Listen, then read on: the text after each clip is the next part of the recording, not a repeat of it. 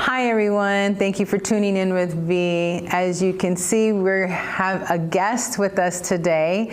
This is my son Kawika, and we're going to be talking about a topic called picky eating. Yay.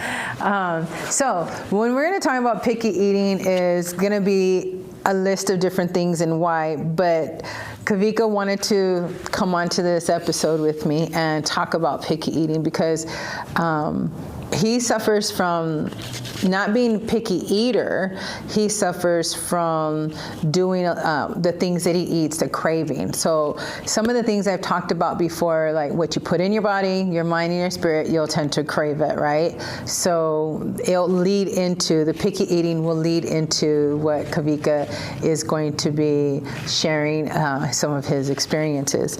So what does that look like, right? So what is picky eating? People who eat junk food, people are eating refined sugars, trans fats, even fast food.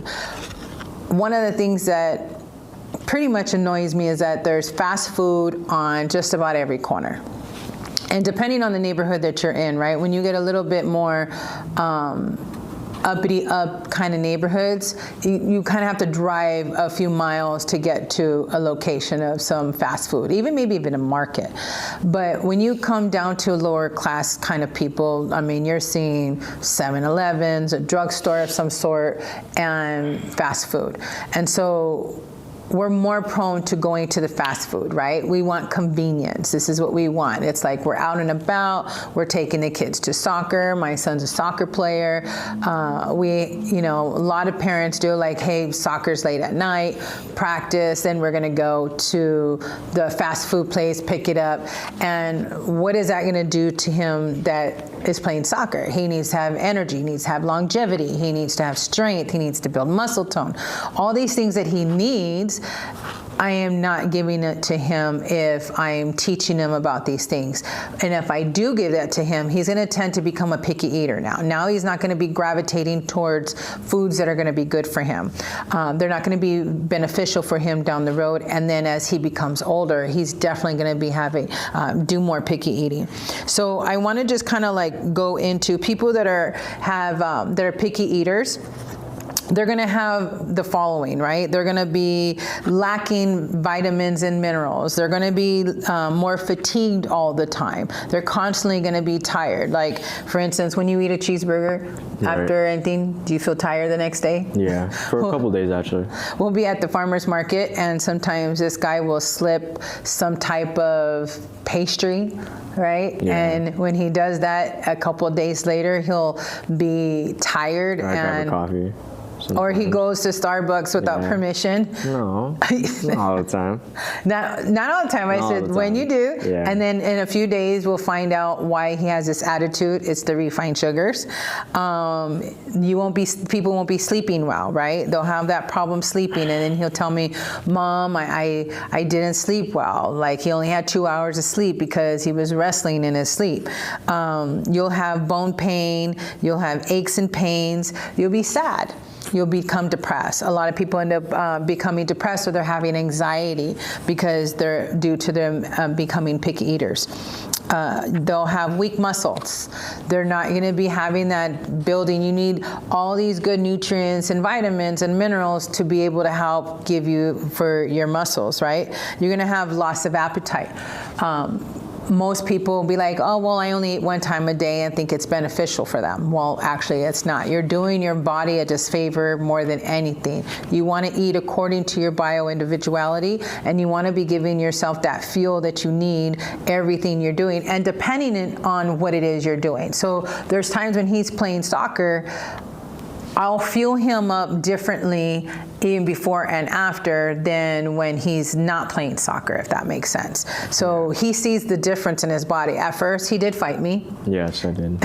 He did fight me tremendously, but he's come to realize, I already knew, he come to realize that this is more beneficial to him when he listens to his mom, right? Yeah. Over a progressive stage, I've built up an understanding, like I have to do certain steps in a certain manner, and eat right before I do anything. And when the soccer game comes up, or after any training or even recovery stages, I have to do that. So it's been very, known to me now that I'm getting used to it. Yeah, it's becoming more of a second nature, huh? Yeah. Yeah. And the other things too, the people that are picky eaters will be more likely to be prone to getting sick. Being sick is not someone's, I don't know anybody who's a fan club of being sick, because I know I'm not, and I'd rather not be sick. I don't mind subjecting myself to a little bit of some things, and I know that's hard because I am a little bit of a germaphobe. Just a little. But because of the traumas that I've been through, that's why, I, don't want to go down that hole.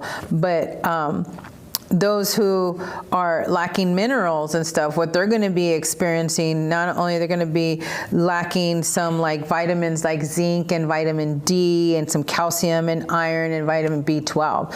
You go to your doctors and they tell you like, how do you eat? And you're going to be like, well, she's so picky. They're already going to know those lists of vitamins I just gave you and minerals, they're lacking them more than likely.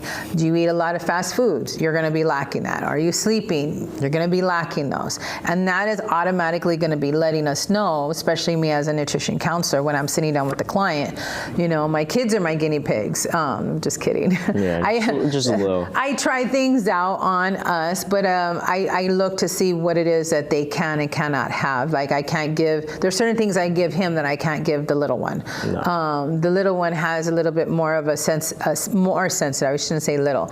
He has a more sensitive stomach than he does. So there's certain things that he can tolerate, even if it is bad for you, versus the younger one can't have. So understanding how your body is functioning and what it's telling you is very important.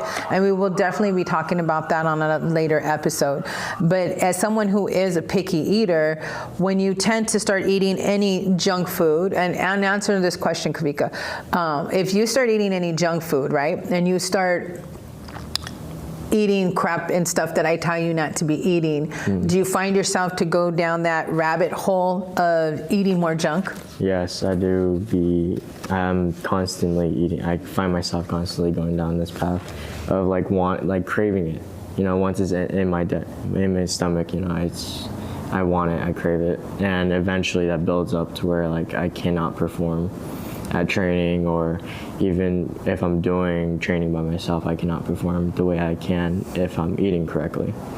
And what does that look like? Because I can tell people what is going on at home, but why don't you tell me and tell them what's going on? Like, what is your attitude like when you eat like this? So she says I become like the devil sometimes. That's the way she puts it.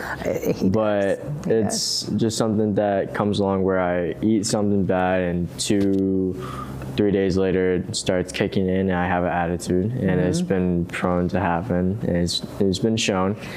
And it's just sometimes I can't get away from it. Like, we go out sometimes and we cheat, and we have that days where after training we go cheat, and it hurts me, and in the long run it hurts her too.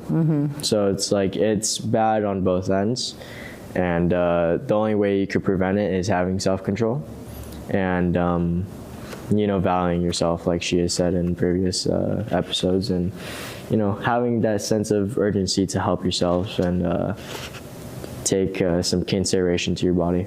So just like recently you had said, no, I'm going to start this way. Why did you say you were going to start doing this? Because there's a lot of young people out there that are eating hot Cheetos and on that topic, I have just crap. I have acquaintances at school that they are eating out all the time, and they come up to me and they're like, oh, my stomach hurts, or I can't train today because I feel bad, or stuff like this. And I'm like, well, I am choosing to eat right because 1, I perform better, 2, I have a better attitude, and 3, my mind's more clear on the pitch. When I'm making these decisions in seconds, I need to be, what's the word I'm looking for? really quick in decision making. On point. Yeah, I need to be on point. Yeah, and when it comes down to that, you can't be foggy minded, and that's where my head is at when I do eat crap and I do eat The out. gluten and Yeah, trans so fats, refined sugars. Yeah, so on that topic, those kids that are saying, like, coming to me about that, I'm like, you know, I'm trying to give them pointers and ideas to help themselves, but it's always down to you of how you take care of yourself and you manage things. And we have fought several times about these topics, about him. Oh, it's not gonna hurt, and okay, you know, you let me know in 3 to 5 days when it's coming out of your body, Right. because then he tends to want to find. He'll start gravitating and start sneaking in certain things. He'll buy. With his change that he has, he used to go to vending machines and go and get bags. I would find bags of candy wrappers and stuff under his bed. But then that led to more acne, you know, more bad attitude, getting him into trouble. A lot of people don't realize that when they're picky eaters, it's not just the vitamin and mineral deficiency. It becomes a domino effect of other complications, right?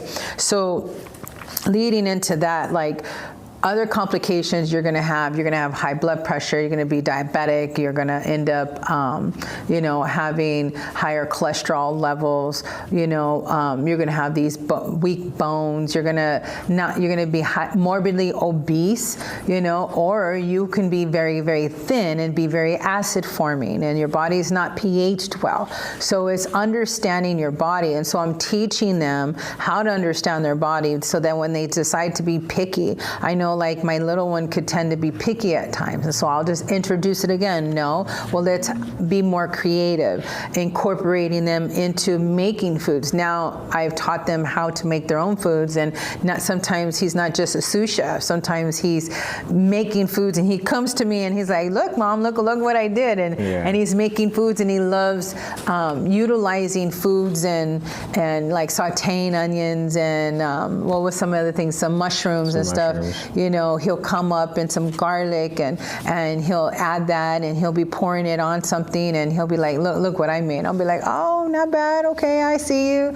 You know, and that encourages him to start eating better. So this way he won't become a picky eater. I don't want him to.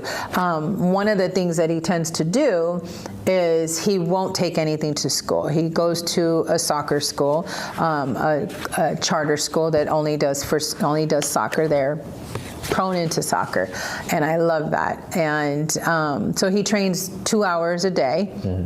Every time they go to school, and their school's only Monday through Thursday, but he loves training as much as he possibly can. He'll be outside playing with the ball, and I'll tell him, hey, you don't have time even to have a girlfriend, which I don't condone anyway, but even if you do, you couldn't have it. You need to eat, breathe, and sweat soccer if that's what you want. Because what's your goal? I mean, seriously, what's your goal? You're a professional soccer. Okay, so what did I tell you the other day about, you had mentioned something to me about wanting to be in a certain club. Like, what did that look like?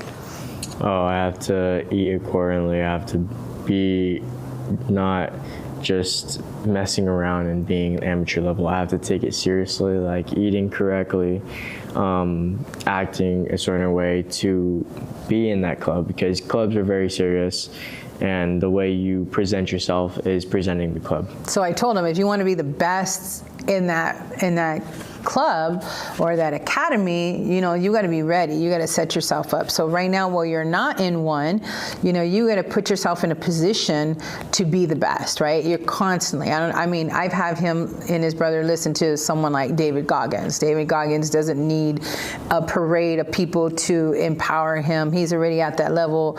Like, I'm just going to do it. No ifs, ands, or buts. This is what I'm going to do, right? Mm-hmm. And I think that's the mentality that I'm trying to teach him and his brother to have, is like, boom, we got this down, let's go. Like, no, I'm not gonna eat that. You know, I'm not saying that we're not, like I said before, it's not that we don't fall short, we're going to, but being able to make those conscious decisions, knowing that these types of foods, this type of environment, it plays a factor. And I've constantly told you, have shared with you that when you're around your peers at school, I see your Venmo card being used, right? Yeah. And I'll be like, what did you buy today? Because like on the topic that she said, like I don't bring food to school. It's because before I used to be on a team.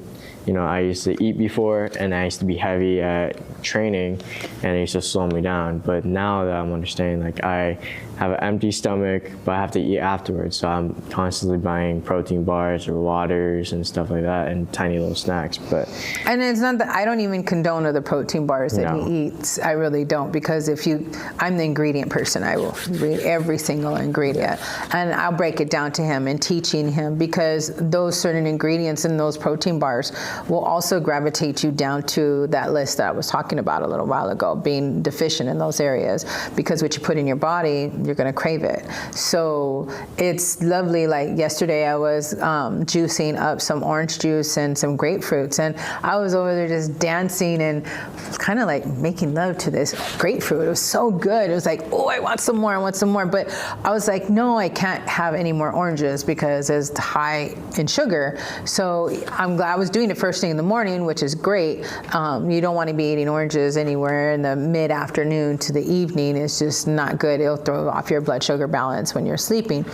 But you know, I was eating these oranges and I was like, oh my gosh, these are so great. And I was craving some of it this morning. I just didn't have enough time to sit there and press out my juice, because I'd rather press out some cold pressed juice than to, you know, sit there and buy juice from the market. You know, it's been sitting on the shelf for a long time and more than likely has some type of preservative in it. It's not real good, authentic orange juice. You know, I get my bags of oranges from the farmer's market and they love it, and I incorporate them in doing it too, and just trying not to have too much sugar. But it's better for them to have that type of complex sugar that is going to break into a good energy for them, versus them it backfiring on them later down the road by eating a protein bar that's giving them the energy. He's better off having a whole glass of juice before he goes to practice than for him to have a protein bar even after. So he's learning, and what I'm doing is teaching him how to understand his body.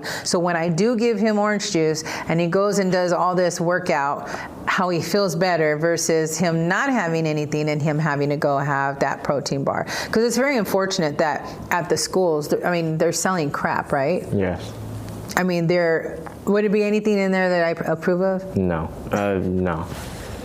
Yeah. He won't even tell you, not even the water. Not even the water. She ruins water sometimes. Ruins water sometimes. How do I ruin water? Because it's the way it's processed and it's put into plastic bottles, and then it's true. You know. It's true. It's the best thing to do is filter your own water. Yeah. I mean, I even understand it, because I say, you know, I see all these kids at the water fountains at school, and you know what, those disgusting. Microplastics and the fluoride that they're putting in our water. Because I see the lime growing on the inside of the fountain, and it's disgusting. It's like, I'm not gonna mind any business to someone, but I'm gonna tell them, like, hey, it's bad for you.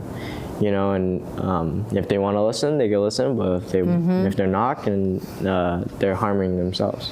Yeah, I mean, you would think me as a nutrition counselor and an herbalist, and the way I eat, you would think that my kids are perfect, right? Yeah, no, that's not. No. It's still struggle. They are their own person. They are their own. They have their own bio-individuality. Unfortunately, they have their own free will too. Yeah. And because if not, I'd have a bunch of puppets, right? And they would all be perfect. But it's not that. It's not that simple. It is very hard. But the one thing that I have learned by having having 4 children is how I was pregnant with them formed who they are. And it's very interesting, because my oldest is a boy, and I went through a lot of turmoil when I was pregnant with him. There was a lot of love there too, but there was a lot of fighting. There was a lot of aggressiveness domestic violence between his father and I. And now he's pretty much a badass, very hard. And I want to say bitter. He's a very loving man. He's very loving and caring, and he's apparently really good to my grandkids. However, he could be a very troubled person in a lot of areas that I see, that some others that know him can see. My daughter, my husband and I at the time, my ex-husband and I, we didn't live together 7 months out of my whole pregnancy. I was very distressed. I had my cortisol levels were up to above my head, and I do recall not eating very well. I was taking care of a 2-year-old, soon to be 2-year-old. He was like 1.5, and living and sleeping on a couch. There wasn't a lot of, love and support. So as those things were going on, I didn't eat very well. Now my daughter deals with active cancer cells in her body. And so I've been using medicinal mushrooms that I've made in a tincture to help fight off those cells, and also to help her new natural killer cells, to fight off those cancer cells. And she's doing very well now. We're looking forward to the next ultrasound and blood work to see where she's at. But her pain is totally subside. So I've helped her get to that point. But I see that she was a picky eater. So I did eat a lot of junk food when I was pregnant with her. I ate out a lot. Like, I loved me some Taco Bell. Like, you wouldn't even believe. I can get the Taco Bell packets and just eat that. I ate a lot of Taco Bell with the first child too. So I ate a lot of junk food. Like, the first child, I gained 65 pounds. The second child with my daughter, I think I gained only 20 pounds, but I did eat, I was under a lot of stress. With him, I ate very, very healthy with this guy. And it was so crazy because when he came out, on his plate, if there was broccoli and chicken and what we've known as the food groups back then, he would eat the broccoli first. He would go into my refrigerator and eat a tomato. I'd be like, oh my gosh, I can't make salsa. Or eat the boiled eggs. I'd have to make boiled eggs and put them on the bottom shelf for him so he can sit there and eat them himself. Again, I didn't know what I know now. I wouldn't make him eat as many eggs as I did then. But he definitely ate a lot more healthier. But I ate that way when I was pregnant with him. And so he gravitated to those foods. And I didn't realize that. And it also goes to my personality, right? I believe that they're hearing everything as they're forming inside my body in the womb. That is the person of becoming. I was very angry and bitter and very cutthroat, and that's how my oldest is. And then I was very emotional and stressed out. That's how my daughter tends to be at times. And then with him, I went through this bonsai active mode. Yes, very much so. When I was pregnant with him, I was jumping out of windows, and I was on a boat, and I was on a what is that thing called again? Not a jet ski, no, the Sea-Doo, and I was running, and I was doing all kinds of things. And he is very kamikaze, but I ate I ate very well, and that's how he tends. But because of teenage years, he's kind of went off on that little, side road where he tends to eat a little bit of junk food and gets influenced by the people like we talked about before. When you value yourself, you'll put yourself around surroundings of people that will help you and encourage you, empower you. That's why I try to keep this one really, really close, because if not, I feel like he can be easily influenced to some degree and cheat. So it's funny because when I'm at the farmer's market, where he gets the pastries is right behind my booth. And all I do is I turn around and I'll be like, Kawika, put that down. And some of the people will be like, did you let him have this? And he's over there eating it. You have people snitching on him now. And so he realized, I'll be like, okay, 2 to 5 days, and no joke, what happens in 2 to 5 days? I have the attitude. Yeah, I've noticed I've had some self-control about those things now, and I'm coming back to that main road where like I am understanding like I can't eat this, like, you know, I have to make wise decisions. And when I come back to that, it's like, you know, I said to my brother the other day when we were at the market, it's like, I can't have that because I'll have an attitude or I'll feel bad, and I have training on Monday, you know, so, or on Tuesday. And when you have attitude, it leads to a domino effect of things, right? Yeah. I mean, so I teach my kids in principles. Right. So I'm like, if you eat this is going to lead you to a bad attitude. That bad attitude leads you to getting in trouble. Getting in trouble looks like a variety of different things, meaning such and such. He doesn't get things his way. Things get taken away. He's limited on doing certain things. Don't ask me. Nope, ain't done. He don't want to do any chores or anything. And I really don't have my kids doing chores. It's just like, hey, you see it, do it. If you open it, close it. Very simple rules. Yeah. You know, it's almost done. Let me know so I can replace it, kind of thing. It's not really what's my other slogan at home. It's not rocket science. It's not rocket science, yeah. Basic principles. Basic principles. So when you follow those principles, it's easy for you to build up this habit, right? You know, because I'm constantly also telling them, and this principle falls into someone who's a picky eater. What you start thinking about, right? What you start thinking about, you're going to have an action plan. You're going to act on it. And then when you act on it, that becomes your habits.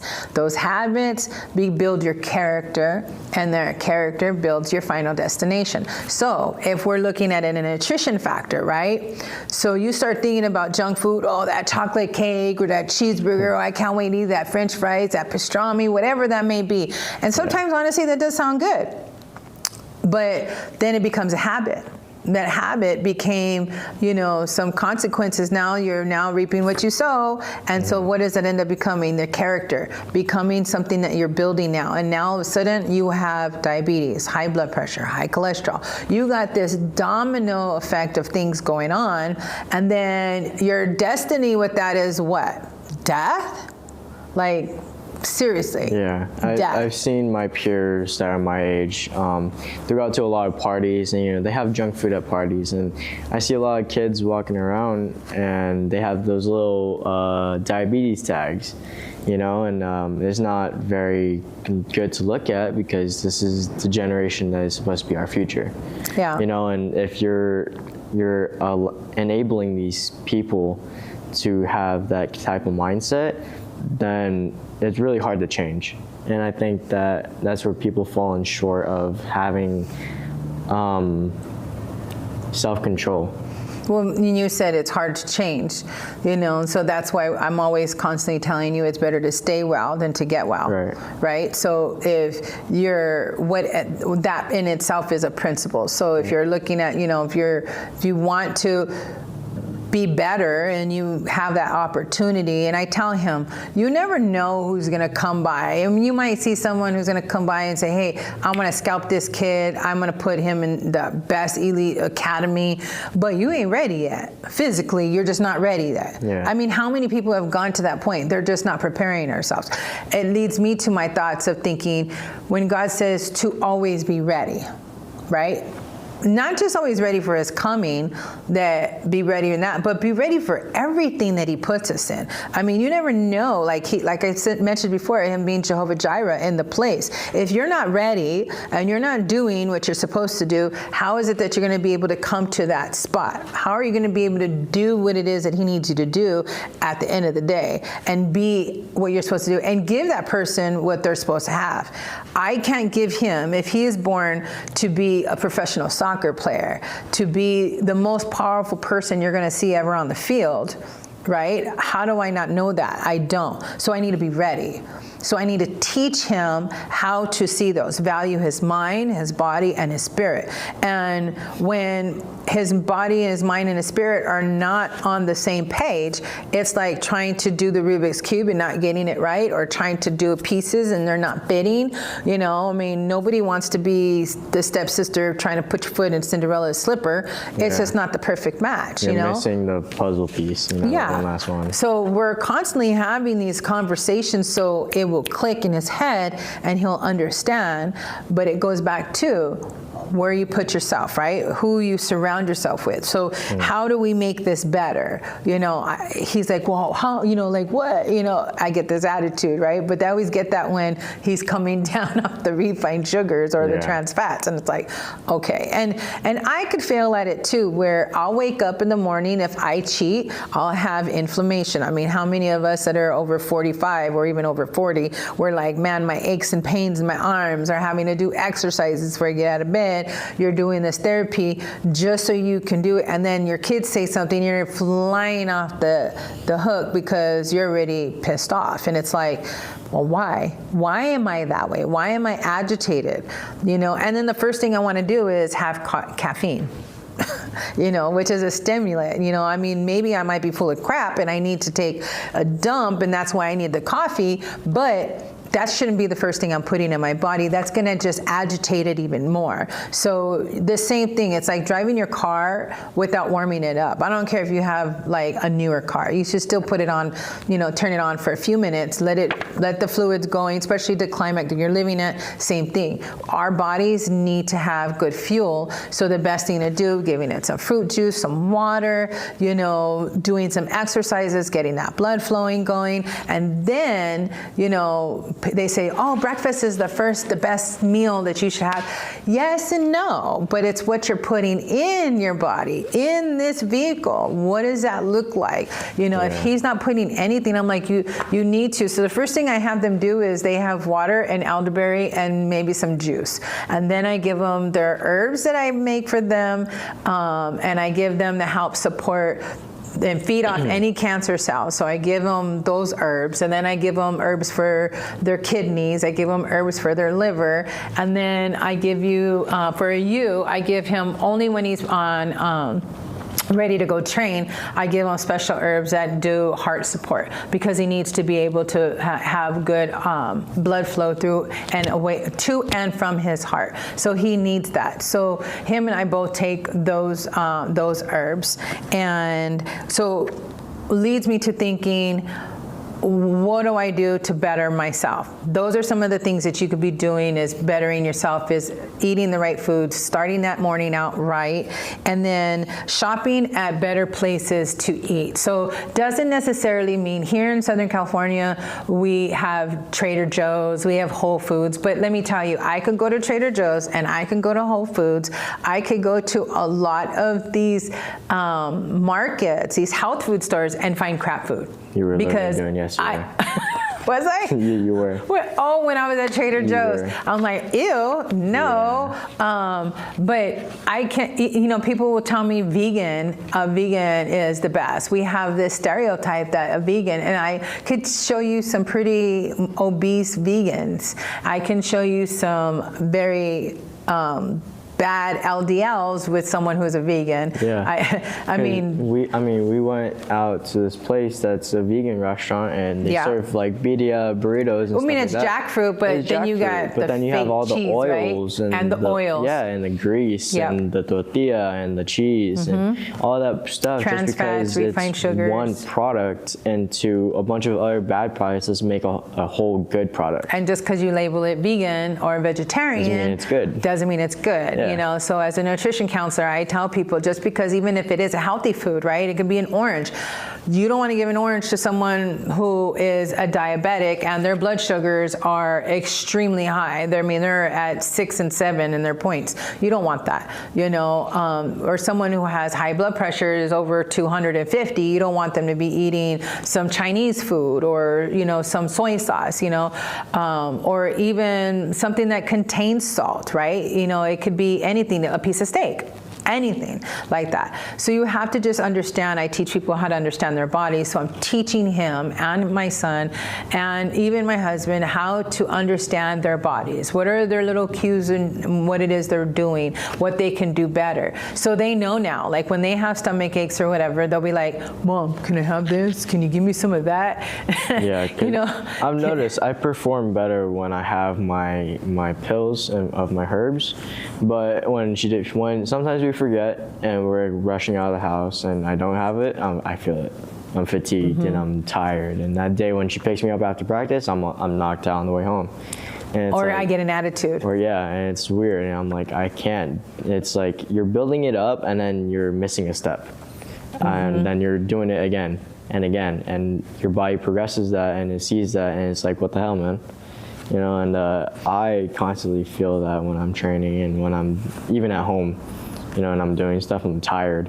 Or at the market, I get headaches. Yeah. And it's like, I can't do it anymore. So it leads me into staying hydrated. Right. You know, you really need to stay hydrated. And if somebody is really dehydrated, we're going to go into, you know, certain things that have high electrolytes. Not everybody can have coconut water. I know everybody gets into this whole hoopla and hype about, you know, certain things. And it's not always good for a certain person. So it's like really finding a time, you know, either sit down with someone like me who's a nutrition counselor, a functional nutrition counselor, you know, someone, a nutritionist that knows what they're talking about, a dietitian that knows what they're talking about. Someone's going to take the time out to understand your bio-individuality, or even you just understanding your own bio-individuality and learning from there. You know, you could hit me up on my Instagram at Vitality with V. I'd be happy to help you and support you, or even comment here on any of these episodes. So you really want to just stay hydrated, looking at certain markets. I did go from like shopping at Walmart, Food for Less, Stater Brothers, you know, great markets. I'm not knocking them, but I don't shop there anymore. I was picking at 4 different stores to basically, we were going, 4 different stores just to get certain things as I was learning. And now my market is honestly only my Saturday farmers market. And so that is my grocery store. All those vendors. I buy all my mushrooms, all my oranges, I buy all my vegetables, all my fruits, everything. I eat in season. I eat according to what is around me. I will even buy my bee pollen and my honey that's local near me. You should never be buying bee pollen somewhere else because they're pollinating near what's going on in that environment. So you want to be able to be where your body is functioning. So those are some key things. Cooking more at home. That's going to be one thing that you really want to do is start cooking at home. Now, keep this in mind. Some people tell me this all the time. I'm not eating out. I'm eating more at home. But what are you eating at home, right? I mean, that's going to be, if you're buying frozen pizzas from the store and you're eating it at home just because you didn't call Little Caesars or Domino's doesn't make it better, okay? Or what are you cooking your meals with? Yeah, and then the oils you're cooking your meals with. So this is what I do. Pardon me? The pans. Oh, yeah, that's another subject. That's another tangent hole I could go on. You know, so what you cook where, I mean, even for myself, I only use high-end quality stainless steel, but I didn't always. You know, I went from the best that I had, and I thought cast iron was the best because my mother told me that I'm getting iron. Well, it's not the right kind of iron that I need. And it was actually doing my body just favor because when I did change my pans and start using Salad Master, oh my gosh, it was so much better. So Megan from Core Cooking really helped improve my whole thought process because I was still going like, I'm doing all this good stuff and I didn't know how to make us feel better. Like I'm still not sleeping right. And even though I was eating healthier and eating for my body, I was like, what's the problem? So Megan from Core Cooking really helped me. You could find her off of my Instagram. And she really, really helped me with the way I just changed my life and the way I cook. So now I utilize only that cookware for all the things that I do, and it's made a huge improvement. But staying hydrated, cooking at home, and like I said, cooking things, buying stuff from the locals, farmers markets, ask questions. Always ask questions. What kind of pesticides are you using inside your foods? You know, what does that look like? And they could say none, and you're like, okay, and you'll know, because will there be bug holes on your produce? I see bug holes on my produce, so I know that they're not using any, and it's really great. We have one farmer at our farmers market on Saturdays who's just completely organic, and you can taste the difference in those mandarin oranges. I mean, that is like, it's like my crack. I just eat so many of them. They're so good. I have to like slow myself down because they're so super sweet. They're so good. Yeah, and when people say eating healthy, it doesn't mean you have to go to the most expensive restaurants to eat good. Or you mean markets. Or markets, or even restaurants, you know, how they promote better quality, you know, food. Yeah. You know, it's not always the best thing, because they're also cooking with bad materials, and it's like, you know, that's one thing to keep in mind. People react differently.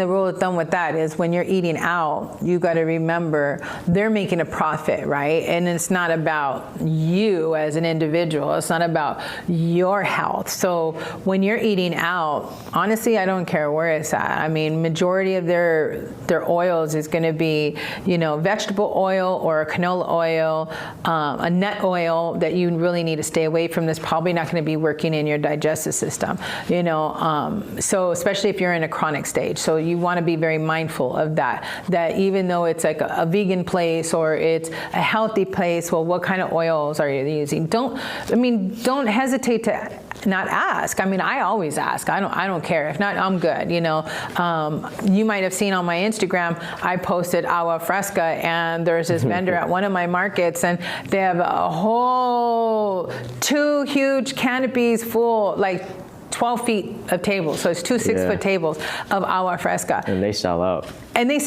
They make $5,000 in one day, no problem. And we're talking about big, huge canisters like this of agua fresca from different flavors to horchata, you know, probably not the best one. And it's probably instant, it's probably not real. And like you're gonna think of the rice, the arsenic that's in the horchata. I mean, I'm telling you, I can get really down the rabbit hole with that. But there's just a refined sugar. And I've gone to them and be like, hey, you know, I want some agua fresca. It's like fruit and water, right? But then I asked him, like, what do you sweeten it? And she's like, yeah. And I'm like, is it sugar? Is it white sugar? She's like, yeah. Because why? They're buying 50-pound bags of white sugar, which is cheaper, and they're making the money. Not the fact that I'm not knocking the fact that they're hustling and they're trying to make a profit and they're supporting their family, but at whose cost? It's your life. And then I see all these people coming and buying big 64 ounces of this agua fresca, and I'm like, and you're big, you're overweight, and you're just feeding your body, and you're feeding your cancer cells. And then you have a sign, a bumper sticker on your car that says F cancer. It's like, how about F the agua fresca you were just drinking? Like something simple as that, or the other trans fats that you were eating from the other people. You know, it's like we're not thinking about those things, but we're quick to saying F cancer, you know, or F this disease or this malfunction, when you gave yourself all those things. Yeah, and the worst part is that these people are working at the hospital. I mean, it's worse, you know. It's like you're not promoting what you're fighting against, you know. Like how she is her business, she promotes her business. The way that she uses her product, she is her product, you know. And I think people that have businesses do not do that, and they're promoting products and instead of individual needs. So it's very loosey-goosey on some topics. I didn't coach him to say this. This is all him. No, yeah, this is all me. He's learning. He's really learning. So the other thing I would say is to always to better yourself. What can you do is stay moving, right? We don't need to be going to the gym. We don't need to be overly exerting our bodies. We just doing maybe some walking, 30 minutes a day. I mean, if people look at all the blue areas, what are the common denominator that these people are doing? These blue areas are moving. They're living longer because they're moving, and they're eating more healthier to their body, eating in their origin that their environment is at, right? So all these things play huge factors. So getting out there walking, even if it's just to the block and back, and then you're going 2 blocks, and then you're going 3 blocks, and before you know it, you're going around the block, right? And then you're doing more, and you're doing more, and doing more. Challenge yourself. Don't compete with other people. Compete with yourself. Compete with what you just did yesterday, right? I mean, if you just did 1, 2 today, hey, tomorrow it's 1, 2, 3, 4. But guess what? This is 1, right? And then this is 2. And just being able to do it. How many squats can you do? Putting yourself in those positions to be able to go that extra. And that is what you should be doing. That's what people should be doing, is really doing for themselves. And we can get so caught up in being snatched up and wanting to be better and build more muscle. He's always wanting to be buffer and this and that. I'm like, you're gonna get buff, but and then meantime, you don't want to be stunting your growth. You don't want to be hurting your muscles. You don't want to be having any more injuries that you already have due to soccer and stuff. But I'm like, if you don't treat it and you don't do things healthier, and you start eating the refined sugars and the trans fats and all the gluten, don't get me started on gluten. We'll do an episode all on gluten one day with some of my other functional nutrition counselors.